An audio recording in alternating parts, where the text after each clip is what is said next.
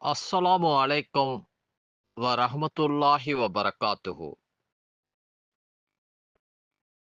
அல் குர்ஆன் 2வது அத்தியாயம் 271வது வசனத்தில் அல்லாஹ் கூறுகின்றான்.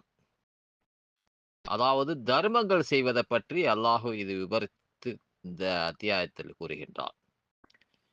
நீங்கள் தர்மங்களை வெளிப்படையாக செய்தால் அதுவும் நல்லதுதான்.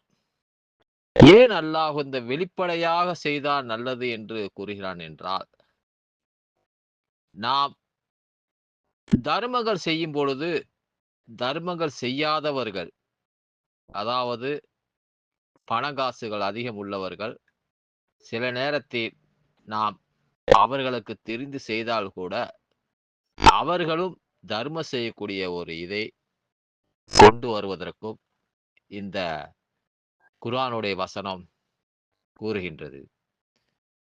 அதை நீங்கள் மறைத்து ஏழைகளுக்கு வழங்கினால், அதாவது அதை மறைத்து ஏழைகளுக்கு வழங்கினால், அது உங்களுக்கு மிகவும் நல்லது.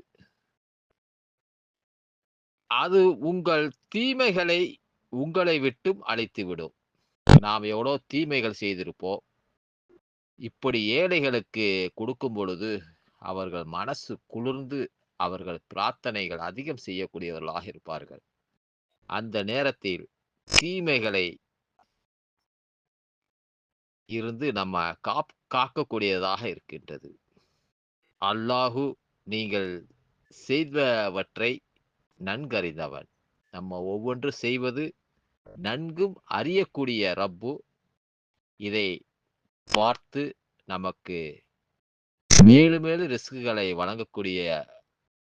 கூடியவனாக இருக்கின்றான். மேலும் மேலும் ரிஸ்க்குகளை வழங்குவான். தர்மங்களை தாராளமாக செய்வோம்.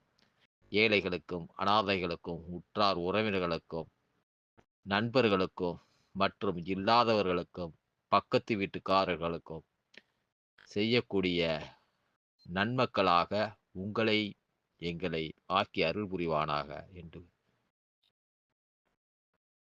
இந்த சிறிய உரையை முடிக்கின்றேன். அஸ்ஸலாமு அலைக்கும் வரஹ்மத்துல்லாஹி வபரகாத்துஹு.